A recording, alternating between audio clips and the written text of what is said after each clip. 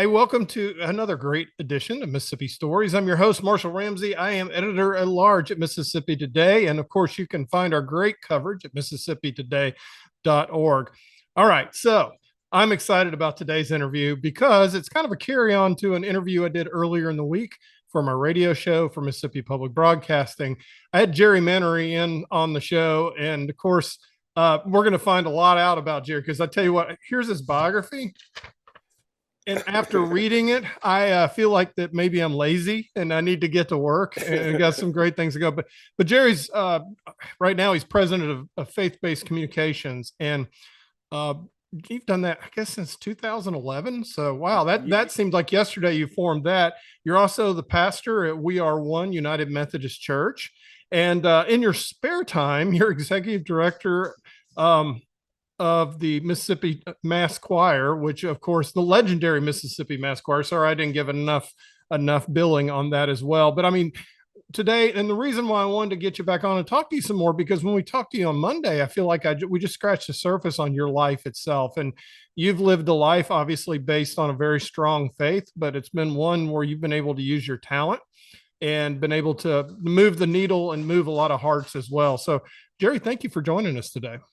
But Marcia, it's my pleasure. And I tell you, when we met years ago, there was such a kinship there, and it just felt like I've known you all my life, and so it was for you to invite me to come back after being with you on Monday. I truly count that as an honor. That was great. I mean, when you walked in the door, it was just literally the room lit up Monday. It was just so good to see you. And I'm congratulations. Like I said, you've got a lot of great things going on in your life right now. One of them, of course, is your marriage to Sharon, 40 years. Oh yeah, well, I tell you what, it's been the word says a man who finds a wife finds a good thing. Yeah. And so, really and truly, I could see it was almost like the hole in my bucket was sorted up, and then all of a sudden I'm able to start maintaining and keeping things. But one of the best days of my life, and my our two children have come forth, and the grandchildren. So truly, it's been a blessing, and we've actually. It's been, I need to update my bio. It's been 43 years now. 43 years. Oh, wow. Yeah. 43 years, yeah. So, Yeah. You um, deserve every year credit for that. So I want to make sure. well, I thank you. Then, you said at the top, I was president of faith-based communication, Yeah. but about 4 years ago, after being out on the road, managing the McDonald's Gospel Tour, which was like a 15 to 17 city tour that we took some of the biggest names in gospel music all over the country. But after doing that for 8 years, and there are seasons in our lives, Yeah. and I've had a lot of seasons. I knew my season was over. I knew that there was a calling up on my life, and matter of fact, when I was 14 years old, my grandmother's brother said to me, "Well, God is calling you." And I said, "Well, I'm going to have to hear it for myself." And so for years, I ran from that, and when I accepted my calling early on, I've always known that there was something there that God that wanted me to do, and so I thought it may have been in ministry, but He said, "What I want you to do, I have you in corporate America. You're behind those closed doors, and I need sowers who are able to sow seeds behind those doors. You don't have to go in with your Bible under your arm or cross around your neck." He said, "Just let your light so shine, and Yeah. people will see your good works and glorify me." So in corporate America, I had an opportunity to work in corporate America for 20, 30 years. And invariably, I had a chance to witness to people about the Lord. I didn't have to prompt the conversation. I had clients like ExxonMobil and a lot of major Fortune 500 company. Mhm. And invariably, you meet people and they'll come up to you and they, will share their life story, and you get a chance to naturally share the gospel with them. And so for about 30 years, I was able to work in corporate America. But 4 or 5 years ago, God said that season was over. Yeah. And so I had already gone to licensing school with the Mississippi Conference of the United Methodist Church. And matter of fact, I was offered an appointment a couple years prior, but I was still on the road with the tour. And I asked my superintendent if they would really work with me for about a year, let me complete that task. Yeah. And so about 4 years ago, I got the call and said, there's an opening has come up and we really want you to accept it. And it was at We Are One United Methodist Church on McDowell Road in South Jackson. So I left corporate America and I'm doing, other than Mississippi Mass, I'm really doing ministry full time now. Well, is there anything else I messed up on the intro? I just want to make sure I got everything. Oh no, no, I need to update the bio, but Well, I didn't, like I said, I was just thinking, I'm not sure how he has enough hours in the day to pull all this off, but because I'm being a minister, I mean, I'm being a pastor, that's a full-time gig in its own right. Nevertheless, the music and all the creativity that you do as well. well, it's really I love it, and in order to you really have to love people to be a Yes. pastor, and being a shepherd. I think being with Mississippi Mass for 34 years has really been a flock for me. So I think they were my guinea pigs, and so I've really been able to pastor them. And so I think, like with Moses, God had him out in the wilderness for about 40 years tending sheep before he would really trust him with his people. And so, but yeah, but I think I've been in training to do this all of my life, and really even with my days from the fire department, Yeah. uh, all of the training that I received back then, all of that I use it today. I think we talked the other day about being where people we're in situations as a pastor. You have people who are in situations where their lives are on fire, and so one of the things that I learned to do was to be able to rescue. Yeah. Rescue is always, whenever you roll up on the scene of an emergency, rescue is always your first job, and then you have to be able to put a situation out. You have to be able to properly ventilate, to let the smoke and heat out of it so that you can see a situation, and being able to size a situation up quickly. Sometime when I was at the fire department, we'd be in a sound sleep, 3 o'clock in the morning, the alarm would go off, and you can have a major situation on hand within a Mhm. matter of minutes. You're going from a sound sleep to on the scene of a major emergency, and being able to, you have to be able to size a situation up quickly, to look at your resources. You have to look at exposures. So all of these different things that God has allowed me to do, I think was preparing me for this season that I'm in now of leading His people. You literally come on board right before the wheels seem to come off on so many parts of life. We have the pandemic, and then now that we have the water crisis going on in Jackson, which affects a lot of people that you minister to. Talk about that a little bit, and being prepared. How do you how do you lift up people that obviously are going through grief and are going through struggle and so forth every single week? Well, and we really are, we're people of hope. Yeah. And so I truly believe this. At the end of the day, God is sovereign. Yeah. He's sovereign in all of His ways. We have to trust Him even when we can't trace Him. And so we just keep the word out, and just in the word tells us that it didn't tell us that we would not go through things, but God's word to us is that He will go through with us. Yeah. And His going through with us is greater than anything that could come against us. And it's just a matter of reminding people that God is God. And, He's sovereign in all of His ways, and He can be trusted. And although all things are not good, they end up working together for our good. And when we understand this, and that no matter what happens, at the end of the day, it's always going to work out for our good. And so often things that the enemy meant for evil, it turns out for our good. And so you just try to keep the word out in front of people and just continue to encourage them. Let's start about you. Let's start with your early years and you growing up, because obviously, you do have a strong faith, and it is a very real one. Anybody who's been around you, it just kind of radiates off of you, and that's amazing. You have a lot of firsts, on the bio that you were part of, and one of them was in 1968. You were one of the first African American students to integrate Florence High School, and like I said, I was born in '67. I don't remember that time very well, but I know that must have been incredibly intense experience for a teenager to go through. Tell us a little bit about that and growing up in Mississippi during that time. Well, when I was born in Detroit, my mother and father separated when I was like 2 years old, and we did a reverse migration. And we came back to Mississippi with my brother and my mother and I.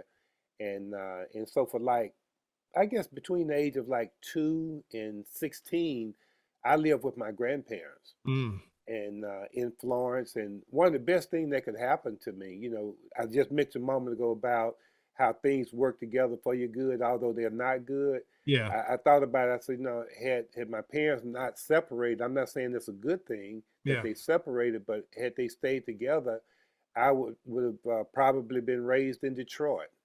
I would be a different person. yeah. But to come from Detroit to Florence out on a farm, my grandfather had a farm there, and to be raised out there, it made such an impression upon me. But in this 1967, 68, we had what was called freedom of choice. The schools were not integrated. It came up with a system where you say, okay, well, we'll do freedom of choice, which really was just another way of not integrating, because there was so much violence Yeah. and so much threats if you made a choice to go to a Florence High School. It was such a threat to do that. In Rankin County in 1967, 68 was one of the most dangerous places, I think, in the country. And matter of fact, the my grandfather's land bordered the land of a guy who was really one of the major leaders of the Ku Klux Klan. Wow. And so our land bordered his land.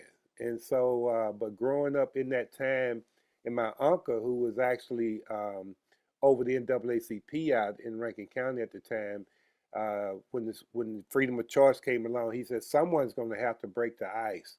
And I never considered myself a hero, but I knew that someone had to do it. And there were more females who made that move than there were males in the school at the time. But it was a very trying time for me, because I was an athlete, and going to Florence High School. You can imagine playing Brandon High School in 1968, and you going out there and you're the one or two African Americans on the team. It was just too dangerous. Yeah. So we had to forego all of our athletics and all of Mm, the social things that came with it. But one of the things I learned, that growing up in Florence, is it's not like neighborhoods in the city. Our property bordered, like I was saying, the guy who's with the Ku Klux Klan. And a lot of the kids out there, our white brothers and sisters, we knew them because we were in the same community. It wasn't a yeah. neighborhood; it was a community. And one of the things that was so ironic to me is that when these kids that we grew up in the community, when we see them in the community, we knew each other. We didn't really play together, but we were friendly. Yeah. But when you would see them with the friends, it was like things completely changed, and it took me a while to understand. Matter of fact, I felt sorry for them, Yeah. because I understood that all of that influence that was on them, there was peer pressure that was on them as well. And so I really just kind of felt a sadness for them. But that experience really shaped my life. I understood that courage is really not the absence of fear, but it's really moving on despite the fear.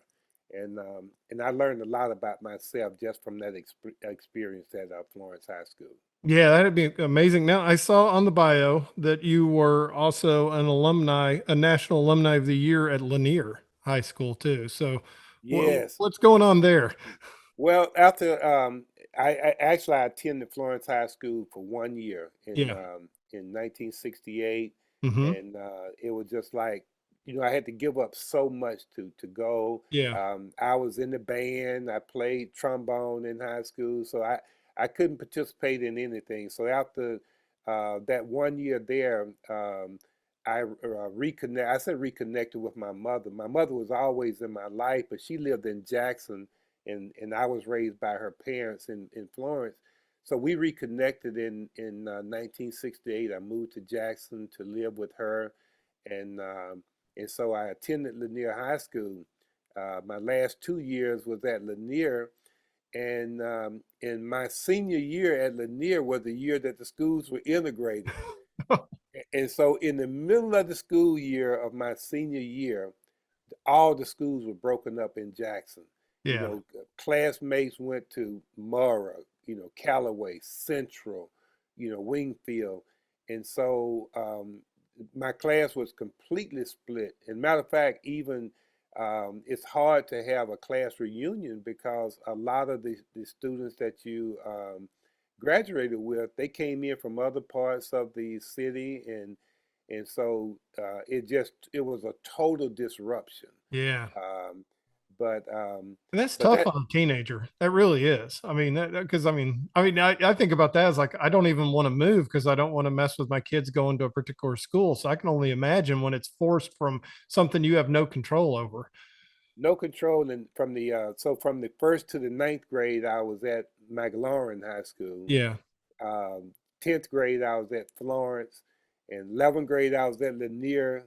In 12th grade, the school was integrated and everything broke up. So there was a lot of disruption Yeah. growing up. But all of that, I think, I learned that change is the only constant. Yeah. And but despite all of that, I was still able to navigate through all of that. Yeah. It really, I mean, talk about something to prepare you for any other challenge you would ever have in your life. You did touch on something there, though, that kind of piqued my interest. You played trombone. So you had a musical interest even as a kid.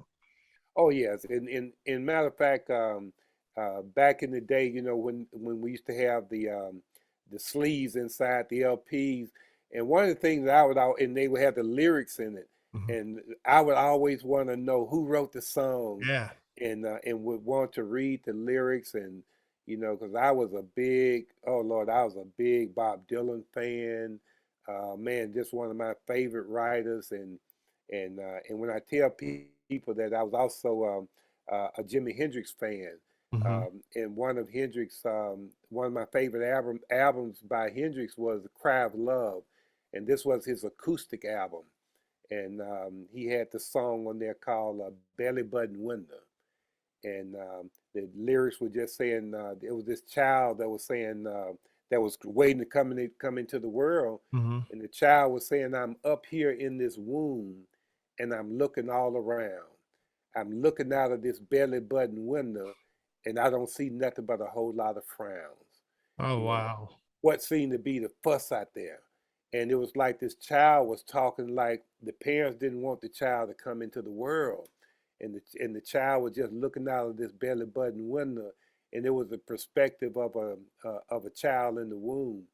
But it was one of my favorite albums. And when you talk about, when I mentioned that song to people, folks like, man, I never heard that. But I was listening to, Dylan. You talking about Marvin Gaye's "What's Going On." Yeah. Uh, Man, that was my favorite all time record. But I was influenced music early on, even before I started to write. Music and lyrics always resonated with me. You like poetry too. And that was, you had a teacher that kind of pointed you toward music lyrics, didn't you? Yes, and I love poetry. I still write. Matter of fact, I'm a published poet as well. Yeah. I have a book that's entitled Plumline. It's a book of poetry, prose, proverbs, and paintings. So I have a friend who's an artist, Tracy Applewhite, Hmm. and uh, and Tracy is a wonderful artist, and so I would share with her when I would get a poem. I would share with her a concept, and she would do a painting to my piece. And So it's a book of poetry. But I love poetry. I mean, I still write every day. But Dr. Margaret Walker Alexander, who was though she was my instructor at Jackson State, when she read my poetry, she said it was very lyrical, and that I should try my hand at songwriting. And I understood that there's a difference between lyrics Yeah. and poetry, so I had to learn that craft. But yeah, but from my poetry, it really opened doors for me to get into the music industry. Yeah, well, I kind of wanted you to reveal who that professor was, Oh, but yeah, needless to Doctor say, yeah, Dr. Margaret Walker yeah, Alexander. you're not going And to get any better professor, to give you advice. which it was so ironic because one of the great treasures is that I was writing children's stories at the time, and so I used to read stories to my children at night, and I said, you know what, I think I could do this. So I wrote this children's story called The Caterpillar Who Wanted to Become a Butterfly. And so I shared it with Dr. Alexander, and she told me, she said, all you need is a publisher.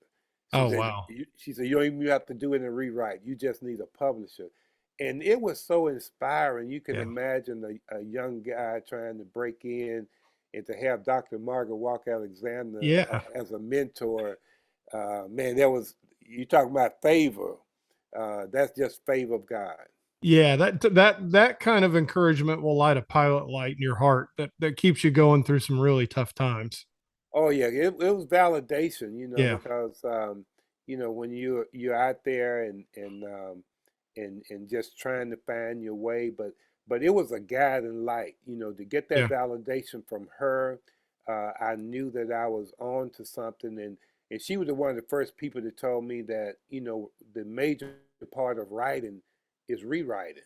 yeah, And then I read Faulkner, who said that in your writing you can't be afraid to kill the darling, the yeah, Darling.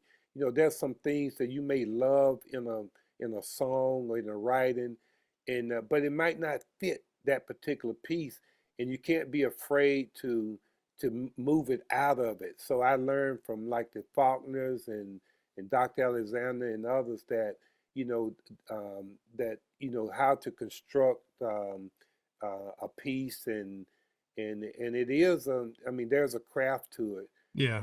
but she was so instrumental, and she I still have one of my journals where she went through it and was able to give some handwritten commentary to it, and so just was very fortunate to kind of grow up in that era. And, I think about the parable of the talents, and you truly are the servant who was given the talents, and you went and you worked, and you received more talents. Like I said, you didn't realize you were going to become a songwriter, and now you've written over 100, and you've been recognized for your brilliance on that as well. And but the one piece that doesn't quite, we're talking about all the creative side of things. How did you end up as a firefighter? Well, actually, I was in the Navy. Okay, So I'm a Navy veteran as yeah, well. okay. So What ship where'd you serve? I served on the USS Columbus, which was a guided missile cruiser. I was Yeah. a part of the Sixth Fleet, Mm-hmm. and stationed in Norfolk, Virginia, and just digressing a little bit. You can imagine a young black kid from Mississippi who had never been out of the state, and then I go join the Navy, and you know, 4 or 5 months later, I'm in Greece, Yeah. traveling the Mediterranean, Barcelona, Spain, and just all over the world. And so here God took me straight out of Jackson into the Navy, and I'm traveling the world. And so Mhm. when I When I were you go, in, Jerry? What years were you in? I was in 1970 to 1972. Okay. And Okay. but just and it's kind of funny. Everyone asks me, well, what do you do while you was in the Navy? And my job on the ship, I ran the soda fountain. Oh, did you really? That was my job, the best job on the ship, because when we would be out at sea, I had the key to the soda fountain, all the cookies and popcorns and drinks. And so, but God opened that Yeah. door up.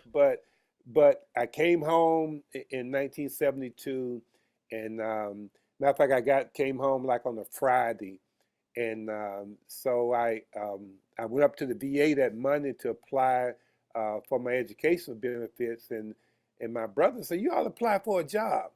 Applied for a job there, got a job at the VA working in the medical administration office. And after being there for 2 years, there was this white brother that we were really great friends. He joined the fire department, and he told me, he said, "Man, there's still some opening. You ought to just come on and go with me." And so I left the VA and just went to the fire department because of an invite from him, and ended up at the fire department, and I was in the last class that was on the 20-year retirement program. Oh, wow. And so yeah, and so I Yeah. came on in 1974, and in 1994 I retired at I was 41 years old, and I retired with full benefits from as a fire captain with the Jackson Fire Department. But while I was at the fire department, I shared with you Monday that I had met Frank Williams at Mhm. Malaco Records, and so when I met Frank, I went there pitching songs, and I saw how busy he was, and because I was off one day, work one day, off 2 days. Um, I offered to work for Frank for free. I had some administrative skills. And so he told me, he said, "Well, I definitely need someone to help." And he said, "I'm going to pay you." And so for 10 years, I worked with him at Malaco Records. And on my days off from the fire department, I would be at the record company. And matter of fact, because I was a captain at the department, I had my own quarters, I had my own office, and so I was able to do as much work for the record company while I was at the fire department, because most days, we would go 2, 3 weeks and not even leave the fire station. So Yeah. I was able to do the majority of my writing at the fire department. I was able to do so much work for the record company, but that's how I ended up at the fire department there through a friend. Yeah. Were you stationed downtown in the downtown No, station? actually, I worked pretty much all over the city. I Okay. started out, I worked down off of Terry Road. I worked the station on Ellis Avenue, Yeah. and Station 22, which was on Lakeshore Road. But eventually, I was transferred to North Jackson, and where I made lieutenant at the station on Watkins Drive, Yeah. and also I was able to um, uh, at that station 21, I was able to make captain as well. Oh, great, great. Yeah, Malaco is such a national treasure. If people don't know I mean, if they don't know about Malaco, it just honestly, so many incredible acts have gone through it. So much history has been made. It got hit by a tornado. I mean, it's just had everything happen to it and so forth. Oh That yeah. that time there had to be an amazing time. I mean, because you probably got like a whole education just working there. Oh, Malaco has been and still it's still family. And Yeah. matter of fact, I left about 15 years ago to accept a position with an ad agency out of Chicago. But oh, I guess someone knocking at my door. Oh, well, if you need to go check on it, No, we'll no, just. no. Oh, no, no. 1 second.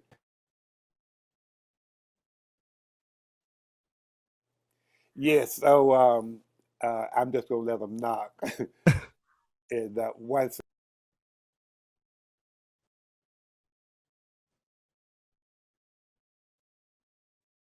Hey, Jerry, we Yes. lost. Yeah, there we go. We Okay. lost. Okay. Okay, good. Yeah, but Malaco Records is one of the great blessings in my life, and I'm telling you, it was with it's still family, even though I left there about Yeah. 15 years ago, um, and this was a true story here is when I left the record company. Um, and I went in the day I went in to turn my credit cards and my keys in. Um, the president of the company, Tommy Couch Sr., he told me, he said, "Well, you just keep the keys, and keep the credit card because I know we're going to continue to do business. Mm. And so he was so encouraging when I left because again, I think understanding when your season is over. So Yeah. I was able to really leave there with their blessing. But you can imagine a young songwriter just starting out, and at the time, Malaco had Bobby Bland, Lil Milton, Johnny Taylor, all of those artists were coming through, and to be there in the mix, not counting the gospel artists, Yeah. it's the largest blues label in the world, and also the largest gospel labels. And so some of the most preeminent artists in blues and gospel were coming through, and so having an opportunity to really pitch songs to them, to get to know a lot of them, some of the great musicians. I think about the Muscle Shoals band. Man, these guys played on all of Aretha stuff and Wilson Pickett, and these guys would come down from Muscle Shoals and do session work and to get a chance to be in that environment. I'm telling you, it was I could not have paid for that. Yeah. Well, you talk about the seasons, and I mean, it's something that something I've been thinking about. I mean, I'm in my 50s now. I don't have the energy I used to go out there and chase and hustle like I used to as much. I'm trying to think about, what do I do next kind of thing. And Hmm. your transitions have been so incredibly, almost like heaven sent. If to look backwards, you just kind of you see so much purpose and how everything seemed to lead you to the next thing. The Mississippi Mass Choir, how did that happen? Because I mean, you were right there from the opening start. Literally it caught fire the second that your first record went out. And I mean, that has turned into such a blessing, for personally. And I was thinking about you as on a ship on the USS Columbus going to Greece, and you pulling soda, making sodas, working on that, never knowing that in just a few years you would literally be standing at the Acropolis singing as part of that. I mean, tell us a little bit about how all that happened and how you got involved with that, because that has just been such an amazing journey for you. It is, and being in the Navy and going to Athens and seeing the Acropolis while I was in the Navy. Yeah. Then maybe about 15 years later, there with Mississippi Mass. I mean, Yeah. you couldn't make that stuff up. No. And so, but it was just, but when after I went to the record company, matter of fact, a friend of mine uh, took Frank Williams' place as the guitar player with the Jackson Southerners. Frank was one of the great guitar players and vocalists in the world. I mean, just an incredible, and as incredible as he Yeah. was as a singer and musician, he was an even greater person. And but when I met Frank, we became instant friends, and his children, I'm Uncle Jerry to them, and Oh, still to this day, yeah. he passed in 1993, but to his family, I'm still Uncle Jerry, but um, but when Frank founded the group, and I was sharing this with you on Monday that Yeah. he had come off the road with the Jackson Southerners to really develop Malaco's gospel division. So the company brought him in and Frank was writing and producing. We talk about the quartets like the Jackson Southerners, the Sensational Nightingales, Mhm. the Pilgrim Jubilees, Willie Neal Johnson, and the Gospel Keynotes. Man, Robert Blair and the Violinaires. I think Wilson Pickett used to be in the Violinaires back in the day. But all of those groups were coming through Malaco, and Frank was writing and producing for them. And then all of a sudden, he come up with this idea that he wants to form this choir, and because he knew how much talent there was in Mhm. Mississippi, and so he was working with the Florida Mass Choir, Georgia Mass, these choirs all over the country, and he said he wanted to really do this for his own state. And so the record company wasn't pleased with him forming a choir because, they wanted him off the road. Yeah. And knowing that him going out forming his choir would put him back on the road again. But this was a vision that God gave him. And he Hmm. said that in 1987, he said that it was time for the baby to come forth. And so he got together with David Curry Jr., and David is a legend when it comes to choir music. And his group was called the D.R. Curry Memorial Choir, one of the great choirs in the country. And so Frank talked to David about joining up with him. David was the first person he brought in. And David brought in Jerry Smith, who is one of he was just a choir master in his own right. And Jerry grew up playing for Mama Burks with the Mama Burks and Annabelle Atkins in their little trio back in the day. But David brought Jerry on. Frank brought me on. His wife Katrina was there from the beginning, and Reverend Benjamin Cone Jr., who Frank had met, and who was one of the true. Um, I've never been around anyone with as much wisdom as Reverend Benjamin Cone that he had. This brother here, a blind man led him to the Lord. To hear his story, that how a blind man led him to the Lord, is absolutely incredible. So when Reverend Cone said he would be a part of it only if the choir would be a ministry, Yeah. that we would have to do the call to discipleships and all the things that came with it. And there was another young man at Malaco at the time who was a national promotion person. His name was Roy Wooten. We called him Mr. Malaco. So all of us came together. It was like seven of us came together. The clarion call went out across the state of Mississippi. About 125 members answered the call and were selected to join the group. This was in 1988. And so we started preparing for the project at that time, and we recorded in October of 1988. And the project was just called Mississippi Mass Choir Live. Had the songs on it, Near the Cross, Having You There, which are songs. If you listen to that, Marshall, if you listen to that record today, it's such a timeless record, and it sounds. I would put it up against the quality of the sound of things that are out there now. Yeah. It was such a well produced and recorded project, but the project it was released at the end of '88, the first of '89, went number one in the country and stayed for 48 consecutive weeks. Unbelievable. Yes, and so Yeah.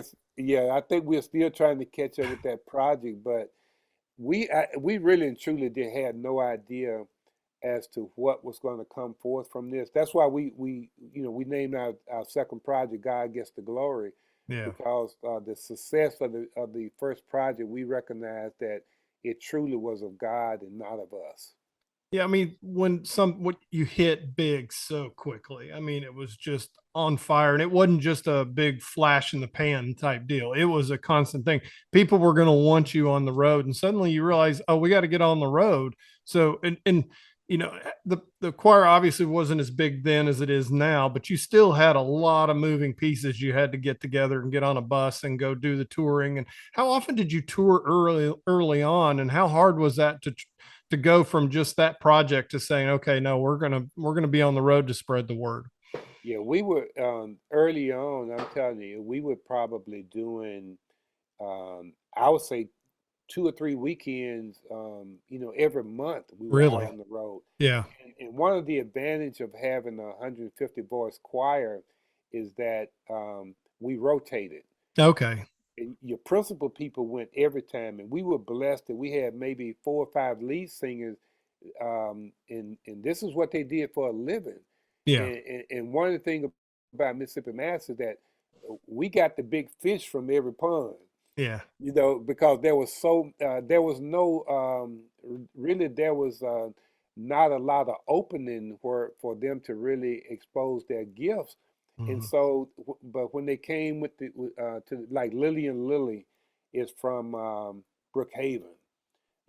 Her family, the Joyner family down there, is legendary singers, And we had people like Lillian Venora Brown from up in Macon, Mississippi. Mhm. And so, but these were, I mean, these were great singers. And so we were able to get the best of the best. And so, but when we would go out on the road, first, we were traveling with 90 people, Yeah. but we really couldn't sustain that. And so we eventually went down to one bus load. And so we were able to rotate. We'll take this group this Yeah. week, another group the next week. And we were able to do that for years. And but early on, we would go on, 8, 9 city tours, and go out. We'll start out. We might do Birmingham one night, Atlanta, Columbia, South Carolina. Then we would be in the Carolinas, work our way up through Virginia, D.C., Philadelphia, New York, Newark, New York, and we would go all the way up to Boston. And I'm telling you, it was some of the most incredible times, and just to be able to have those type tours. But that went on all the time. We were working so much during that time. Yeah, and of course, you had kids, and I mean, you were busy with doing work and doing everything else. So you were probably very good at time management, I imagine, at that point.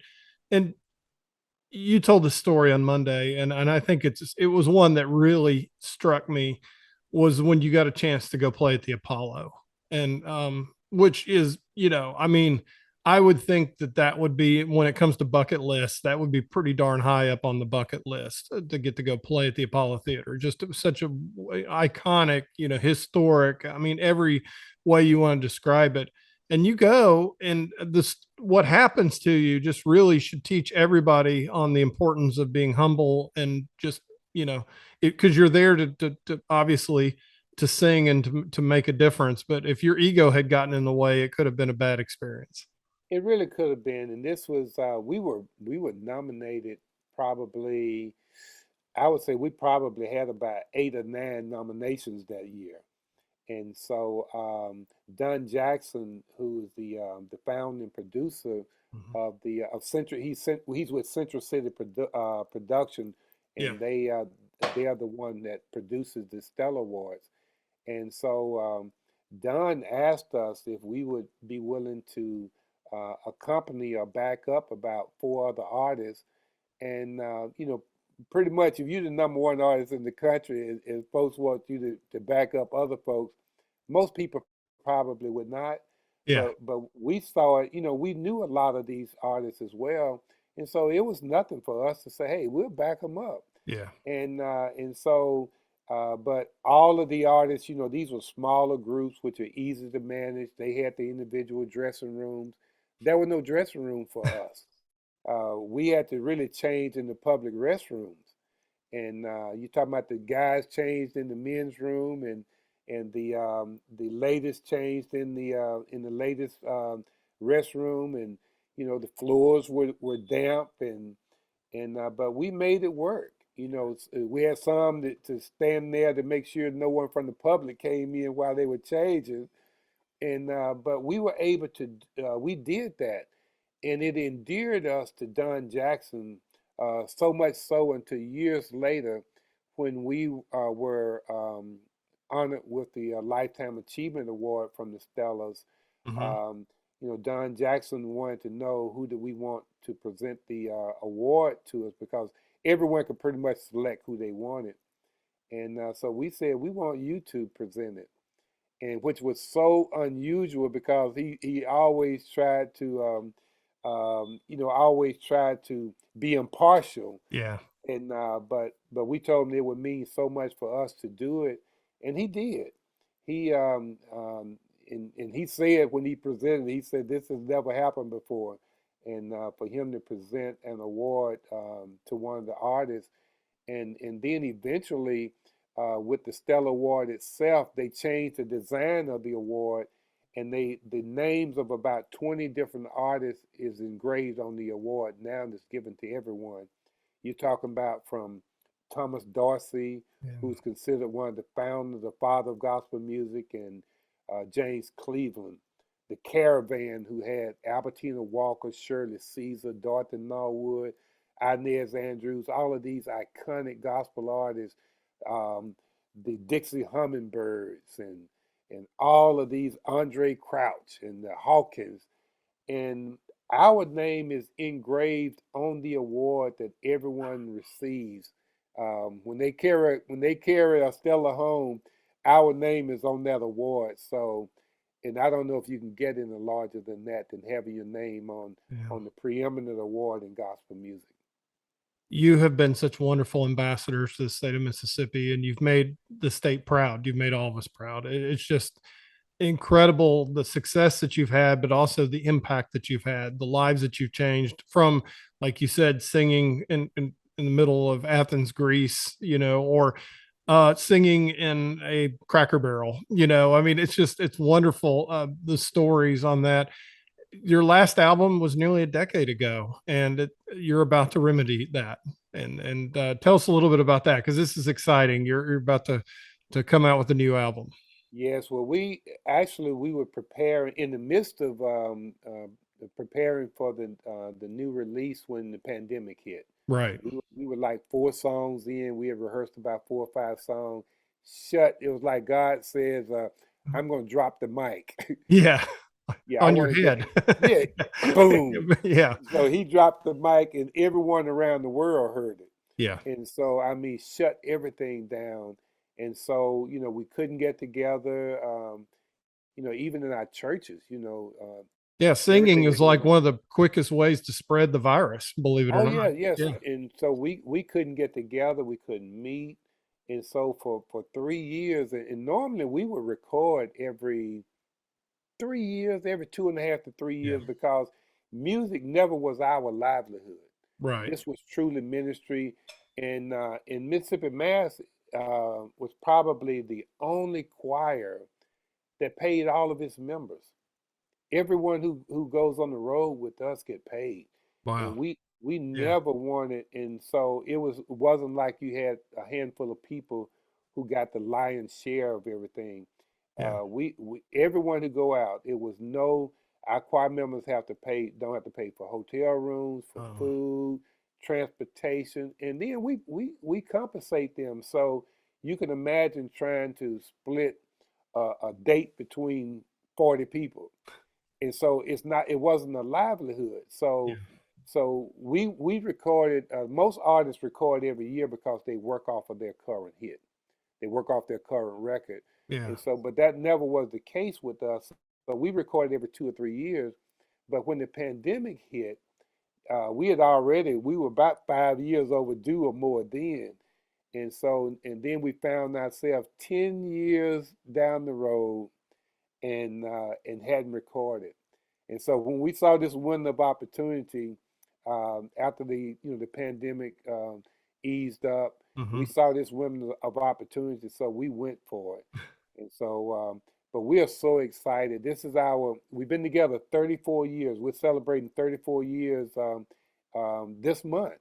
Hmm. And so this is our 11th recording. So you could really just say maybe every 10, 11 years, we record. So, but yeah, but we're so excited. The songs are absolutely incredible.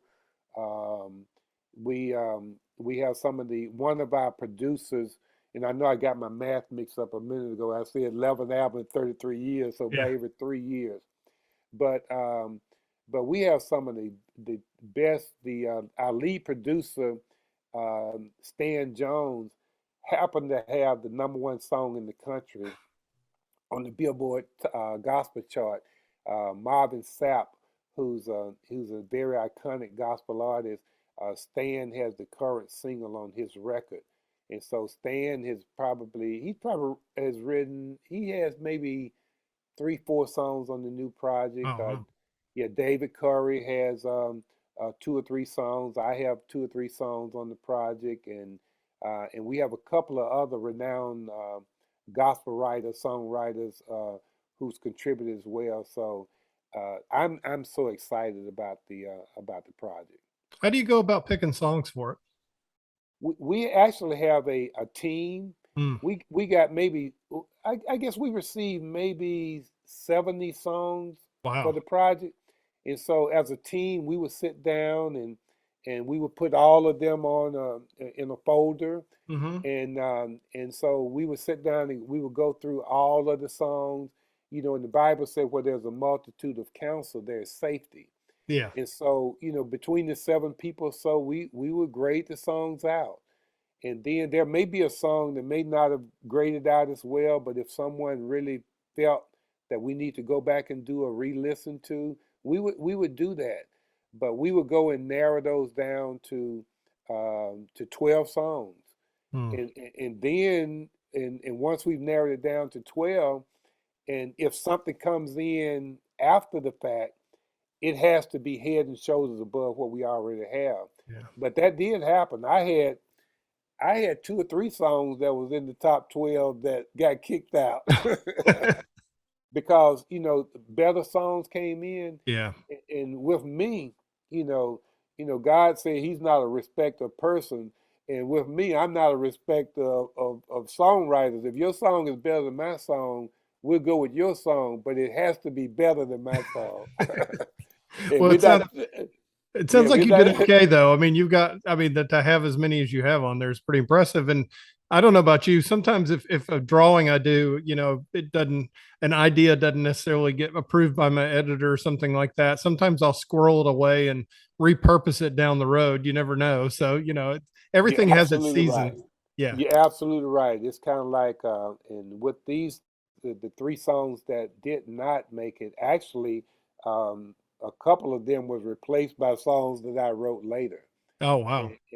But yeah, but you squirrel them away, you go back, and it's almost like you can make some gumbo out of them later.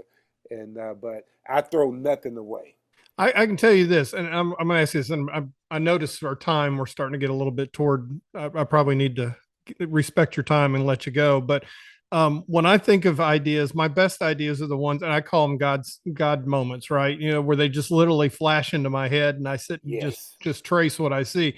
The other ones are the ones that I've had to work on, and I've had to scratch and work on, and sometimes they turn out really well too. But the best ones are the ones I get instantly. Is that the way it works for you? It does. It works both ways. I was in church one Sunday. I wrote this song called "It Wasn't the Nails That Held Him to the Cross," and I was in church service, and so there was a banner in the church, and it said it wasn't the nails, and I said, "Oh wow!" I said, "Now that's great." And while in service, I wrote, "It wasn't the nails that held him to the cross. He could have come down, but the world would still be lost. The Oh, ransom was so high, and only he could pay the cost. It wasn't the nails."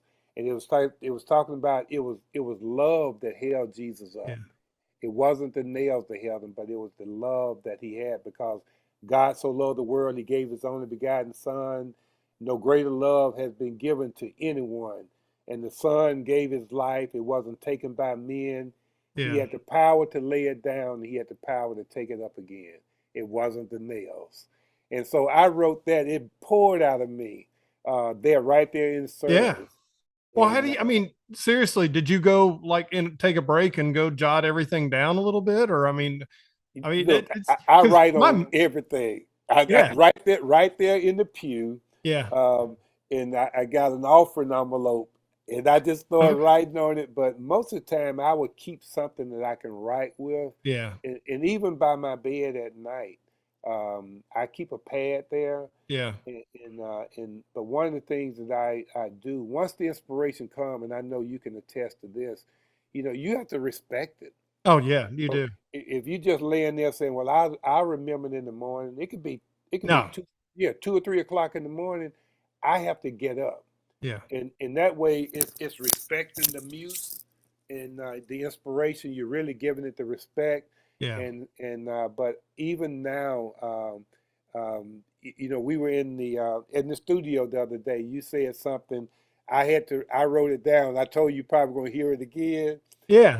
And so you keep your antennas up at all times, because it could be, I mean, you could be in some of the strangest places, I mean, I was on a flight from Los Angeles. On a red eye, and I was dog tired. I'd been out there on tour, and so I woke up that morning, and on this flight, I let the I let the shade up by the window where I was seated, and I looked out and I saw the most gorgeous sunrise I've ever seen. Mm.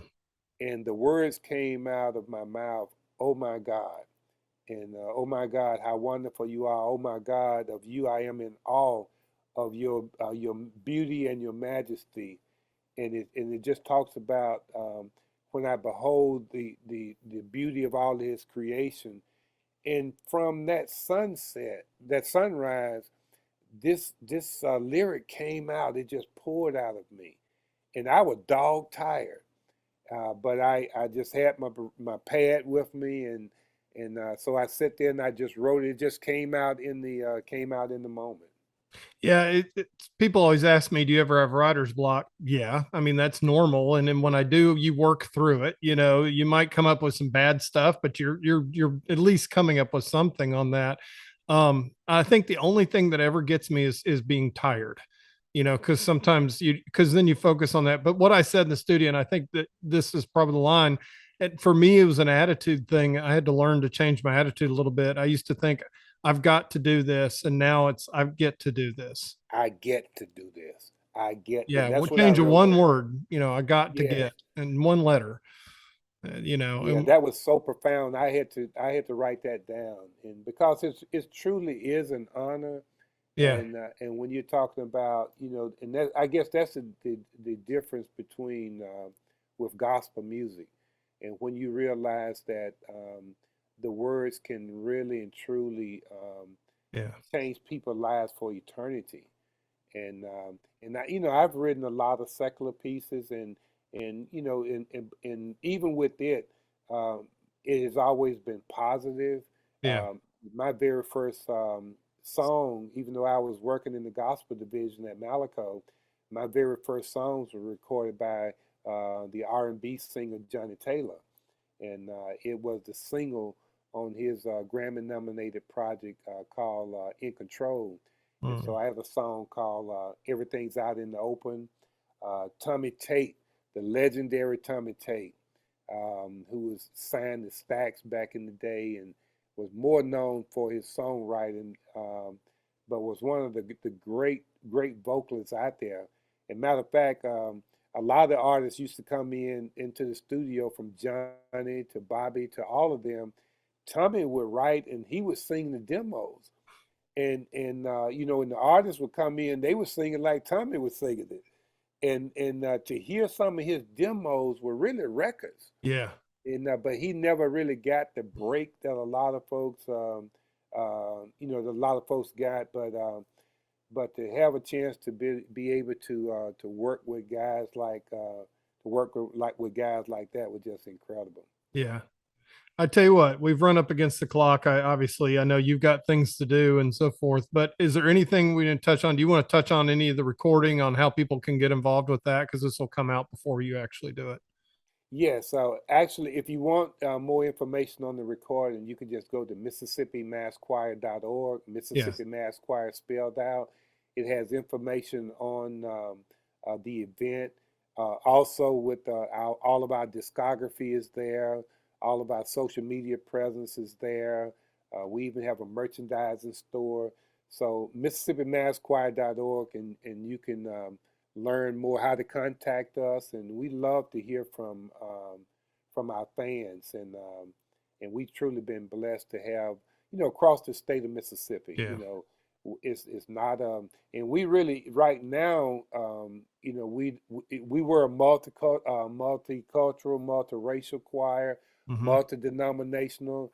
We have Seventh-day Adventists, we have Church of God in Christ, we have Baptists, we have Methodists, and every denomination you could think of is in the choir. But the thing that unites us is that we believe in Christ, Yeah. and that's the one thing that unites us, and we don't really dwell on things that separate us. But But yeah, but if anyone wants to reach out to us, you can contact us at MississippiMassChoir.org. Jerry, thank you so much. This has been wonderful. And right toward the end, we started talking a little bit about creativity. So I have a feeling I want to keep this conversation going with you. And so I'll be in touch. Maybe we can go have lunch or something one day. Cause I'm fascinated at the creative process and, and so forth. And it sounds like yours and mine works pretty much in much the same way. And same way. And I yeah, guess that's the kinship. And, yeah, and so, it's and inspiring. It is, and I'm putting you on the spot. I am expecting one of those cartoons that we can use for our recording. Yeah, I've got to get that done. I'll get that knocked out in the next day or so. But I definitely want to do that because it would be a high honor, and because what you do, the picture is worth 1,000 words, and to be able to sum things up, it's in that gift, that whole creative gift is. When I would open the Clarion Ledger, one of the first things I would do would go to the cartoons, and because it really was, God has gifted you in such a profound way to be able to capture the things that's going on, politically within the community. That's a gift that God has given you. Well, thank you. I like I said, going back to the parable of talents, I don't want to be the servant who buries it. So I just try to get out there and hustle. That's it. Well, you definitely hasn't buried it, and I just thank God for the favor that you've given me to even appear on this show, but would love to continue. Oh, it's great. Jerry, take care, and thank you so much. All right, my brother. God bless you. Love you much. Thanks. Thank you for watching this episode of Mississippi Stories. Make sure to subscribe to the Mississippi Today YouTube channel and click the bell to be notified every time a new video uploads.